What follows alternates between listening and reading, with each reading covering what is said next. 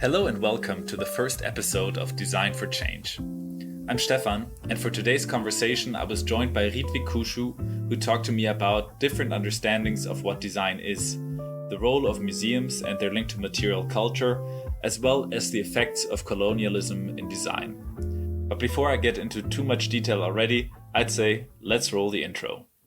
We have to have as a part of daily life. Numbers on the human and sea levels will rise in the next 30 years by the same amount as they did in the last 100 years. Still to this day, fossil the United fuels. States will withdraw from the Paris Climate Accord. What can we do that we're not already doing? What can we do? This is welcome Welcome to Design for change.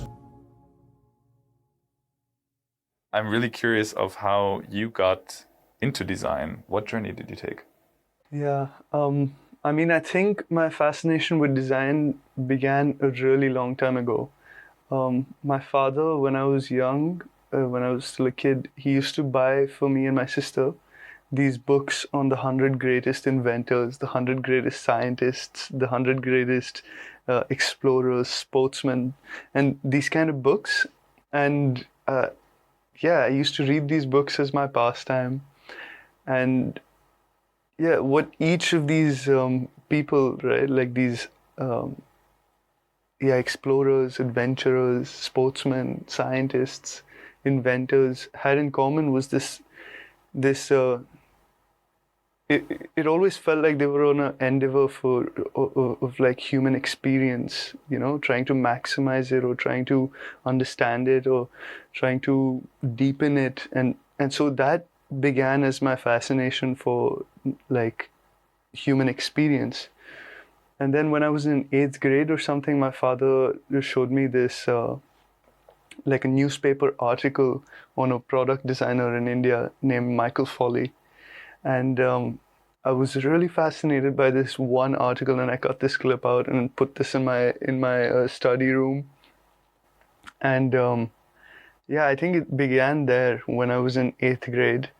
And then I went to my bachelor's, where I did something completely different, where I studied art history and contemporary art practices. I studied philosophy, theory, all sorts of different mediums of creative expression. And it kind of opened everything up for me also further.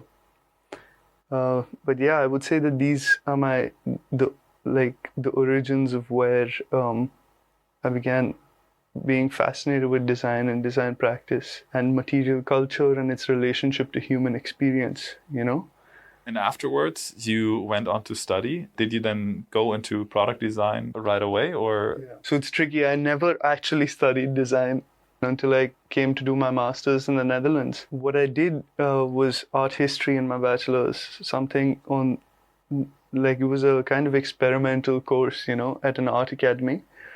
Between art history, contemporary art practice, and philosophy, I would say. And that was in India? And that was in India, yeah. And it kind of opened the world up in terms of creative practice and showed me just how wide a variety or palette of creative expression can be. Here, do you now feel like a designer after all? It's very tricky, I think, this question, because of what it implies to do design. I think it's important and it often gets overlooked, right? What is design? And where does it come from? And what worlds does design belong to? And so I don't know if I'm a designer or if that's even a good word to describe my creative practice, but for the sake of this conversation, yes, I do feel like a designer, and I do feel like a storyteller and a writer and a researcher and these many things.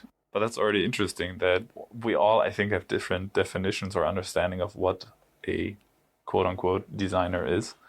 But it's nice that you already mentioned that you have all these side titles that you call yourself. And it also shows how wide the field of design actually goes. It's not just about making things. It's about questioning as well and learning and connecting, right? How do these different roles that you see yourself in contribute to your recent project now, the Criminal Tribes? I think because we were in an art academy and not at a technical university, there were some liberties afforded to us as quote unquote designers, right? And we were given more conceptual freedom and theoretical freedom, and I would say academic rigor, right?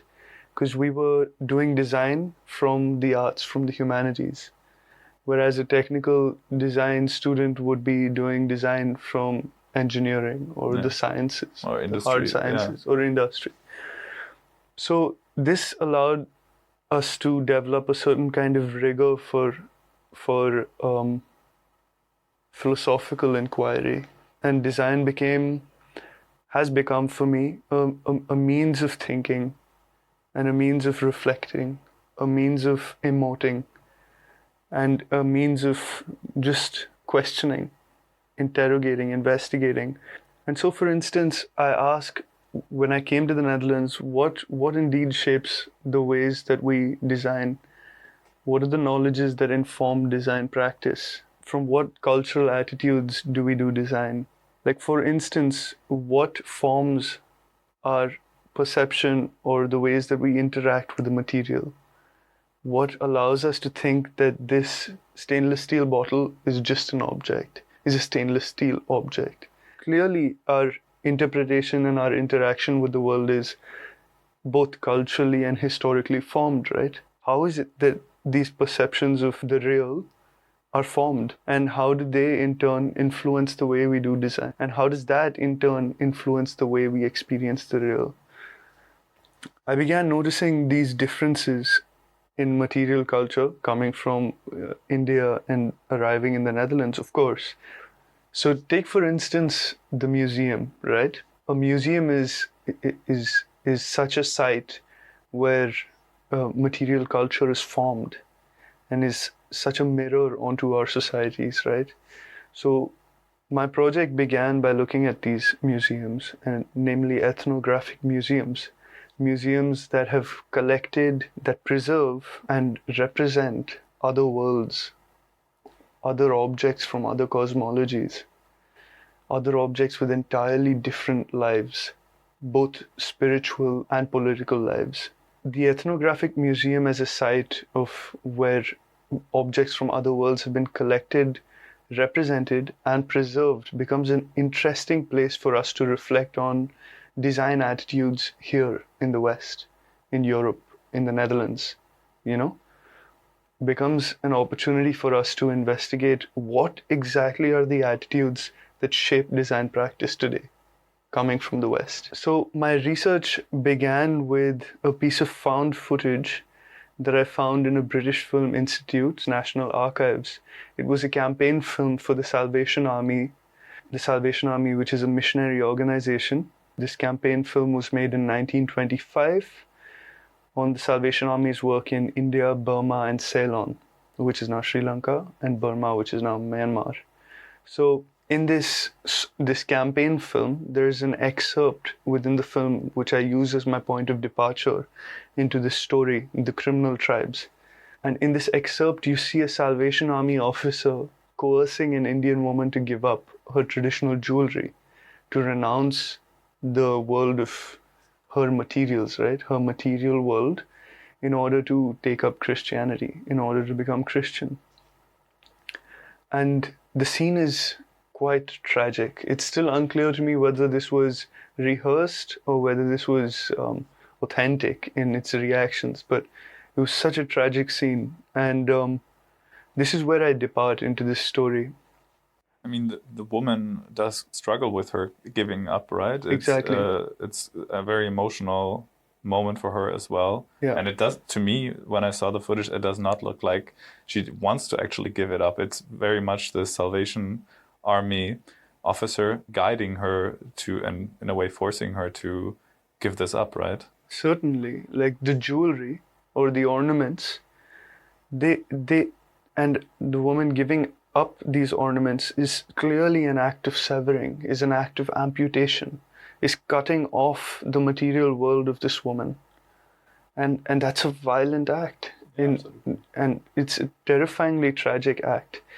And so what I did was I traced these jewelries these ornaments and with their style and their distinction, and found them in museum collections across different museums. I found each of these pieces to be labeled unknown origins, unknown artist or maker, unknown place of origin, with a roughly estimated date, and then with a physical description of the object. And what becomes clear to me when I was interacting with these objects in their digital archives is that the process of severing these jewelries, these ornaments from the woman, and absorbing them into the museum collection, right, of an ethnographic museum. This is the process of decapitating these objects of their spiritual, political, historical, cultural lives, their emotional lives. And then suddenly they find themselves isolated in museum catalogs, presented in blackness almost, under this cold white light, described with words that mean nothing to it, in a surrounding that has no meaning to it. And for me, the whole phenomena of representing other worlds in this fashion is perverse, because it comes from this perversion, right, of severing other people's worlds from them. And so I began to investigate into this a little more, and found that the ways in which museums chose to represent these objects very deeply shape design practice today. And so much of my research is to unearth these kind of the historical, colonial and imperial rooting of modern design practice.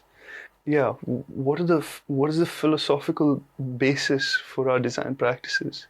And they mostly stem from the European Enlightenment period philosophies, Cartesianism, which is the man-nature divide, mind-body divide, and human exceptionalism.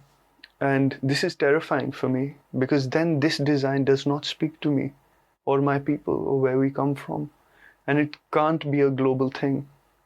Yet it's somehow become a global practice, right? Design practice. Yet it's somehow become this global phenomena where students from Brazil and students from India and students from Bangladesh study the same design. So what dominates design pedagogy? Clearly with its embedded Eurocentrism and anthropocentrism. So how do we begin to question what design is even used for, or what design even is? And who gets a say? Who gets to negotiate the meaning of materials, or the meaning of design practice, or the meaning of materializing their own worlds? Who gets to materialize their own worlds? These were important questions I began asking with my work. Do you have a feeling, or do you have the feeling that this is being addressed in the design community right now? I mean, you do mention that it seems like everybody's studying the same thing when we talk about design, or focusing on similar or the same things. But do you have a feeling that this is actually being acknowledged, that it's lacking the culture from where you are? It both is and it isn't at the same time, Of course, people in their pockets do very great things.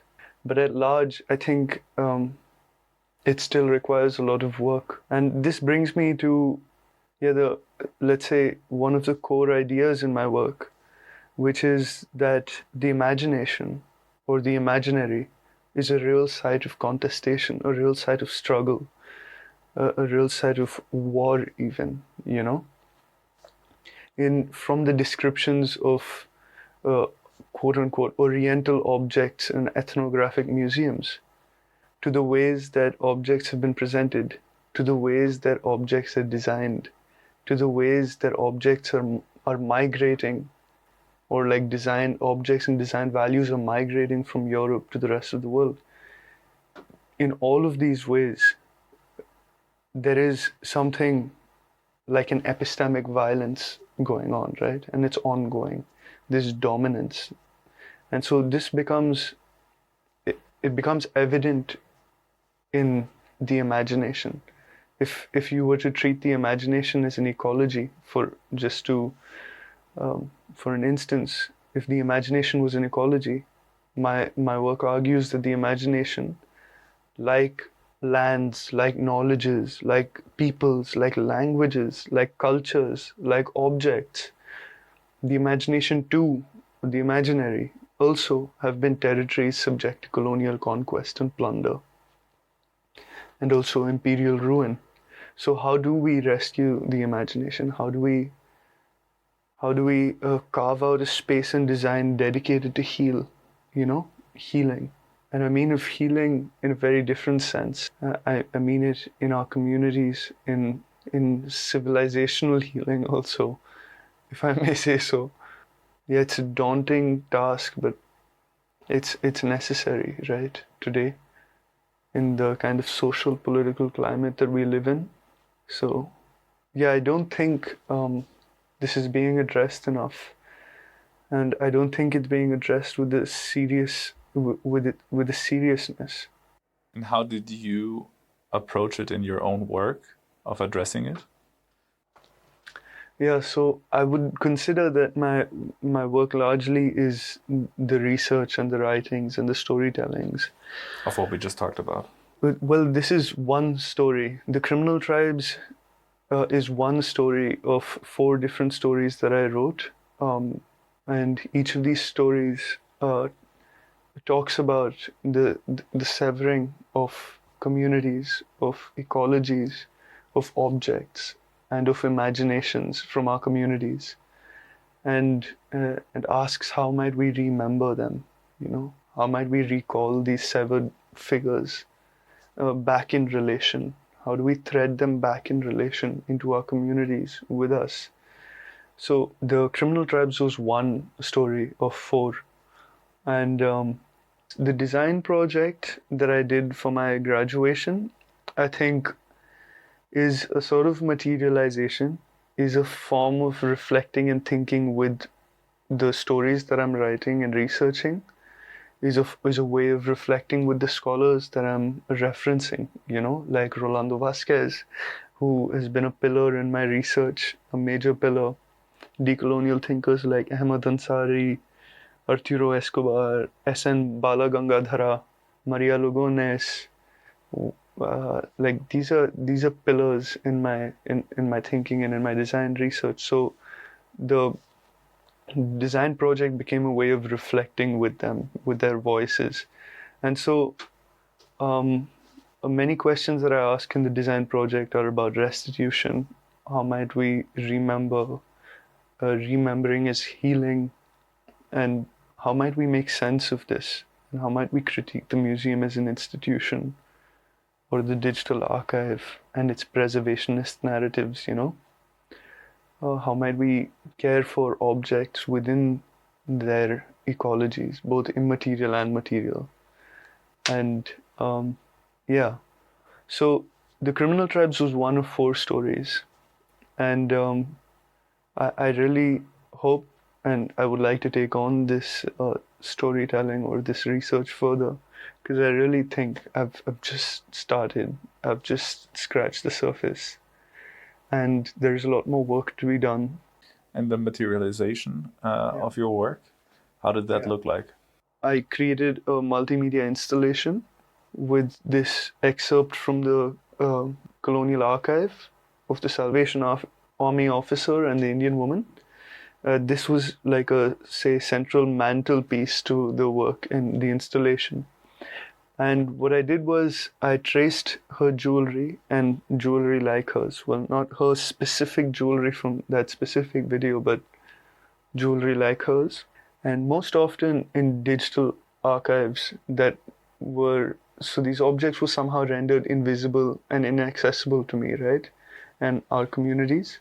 And so what I did was I tried to devise ways of bypassing the digital archive, which became this firewall, which inaccessibilized these objects from their communities. So I 3D printed these jewelry pieces and then casted them in aluminum, and then I casted them back in earth as a way to restitute these these jewelry pieces. And there's a performance of folk song and storytelling from the west of India that accompanied this work. So Your choice of material there, can you Yeah. or explain the process, because you're making, you're casting with the earth blocks you're pressing. with the casting in aluminum was a way of materializing, of bringing back a certain kind of permanence and paying ode to this community. And I found by tracing her jewelry that she belonged to a nomadic community of silver workers in India that would travel between villages and towns and communities, offering their artisanship, their craftsmanship. So they were primarily silver workers. And so I wanted to cast that jewelry back in silver as a way of almost feeling the closeness of the object back, as a way of bringing these objects back. And this was a way of bringing back these severed beings almost. But what I didn't mention yet is that the story goes further from this excerpt and departs into the story of the Criminal Tribes Act in India, which was an act passed by the British Raj in 1871, which grouped several nomadic communities across India and labeled them as inherent criminals, as inborn criminals. And so the British Raj tied this with the logic of a caste system in India and said that people who belong to the criminal tribes were born as criminals. And so it was their life way to be a criminal. And this allowed the British to engineer large portions of the Indian population to their benefit, right? So in 1891, I think the British Raj funded the Salvation Army to come to India and perform these large-scale social engineering projects of converting people to Christianity, of settling nomadic peoples into villages and extorting them, as in making them work in British industrial factories for low wage and becoming government servants, or often even serve in the army, the British military. And so this was a way of engineering large populations of people and to a great extent ending their nomadic lifestyle and the life worlds that it enabled, the kind of exchange, information flows of artisanship, flows of craft, of knowledges, of wisdom, and, to flow through the country. In many sense, these nomadic communities behaved as capillary systems, in a land as vast as Western India. So I chose to cast these jewelries back in earth as a way to reference or slowly hint that these objects are misrepresented in museums, but instead lead many lives, spiritual lives, emotional lives, and political lives. And the performance of pressing these jewelry pieces back in earth is accompanied with a folk song from Western India that evokes the cosmology of these people. Folk song speaks about how the body is nothing but unbaked earth. That within this body, which is unbaked earth, which is an unbaked earthen vessel, flows the rivers, flows the mountains, flows the lands, flows all of this in this vessel that is the unbaked earth. And so the earth has a central role in their cosmology, and that has been severed, by the settling of them into villages. And I tried to do this with both the performance of pressing these jewelry pieces back in earth and accompanying them with storytelling and this folk song. You mentioned your work with the archives of museums, digital archives, physical archives. While you were talking about this, immediately having grown up in Western Europe, I know about all these museums that have all these stolen artifacts. How do you see the role of the museums and how they're handling this? Are they aware that they are showing stolen artifacts that caused a lot of pain, still cause a lot of pain, that the way they present them are severed from their cultural meaning or story, history? Yeah, so I think there's a lot of work going into this, into museum studies, and curation and ethnographic studies. There's a lot of people studying this and doing good work in this space. Museums are trying to ask these questions. I mean, this space is now heavily contested, right? Yeah, and it can't not be. So it is happening. Like, a lot of developments are happening. Yeah, but I think there needs to be a stronger link tethering museums and the material cultures that they've helped shape to a great deal. It needs to be strongly linked to the ways that we do design. Like, design culture and the museum is often seen to be separate things, but this is one big umbrella of material culture and shaping the culture pumping machine. And so I think that link needs to be more visibly highlighted. And it is happening, I think, slowly. People are doing good work. So it is hopeful. There's a lot of good work happening. As a way to maybe end today's conversation, you just used the word hopeful. What, in your practice, but looking at the creative community at large, what gives you hope for the future? What gives you hope for the that we can actually address and possibly solve these ecological and societal challenges that we face? What brings me hope is that more people today are willing to listen, and more people are building a capacity to respect and to be compassionate and to understand one another. And that for me is important, because it means that more people turn their eyes and ears towards those voices and beings that have been overlooked, right? Or oppressed, and that have suffered, that have been outcast and severed from communities, from civilizations. And more often than not, I think these voices and these beings have a lot to offer, and offer in kindness, and offer in compassion and wisdom. So for me, this is a movement that brings tremendous hope. Thank you for listening to this episode. Make sure to check out Ritvik's work via the links in the show notes and subscribe to the podcast on Instagram.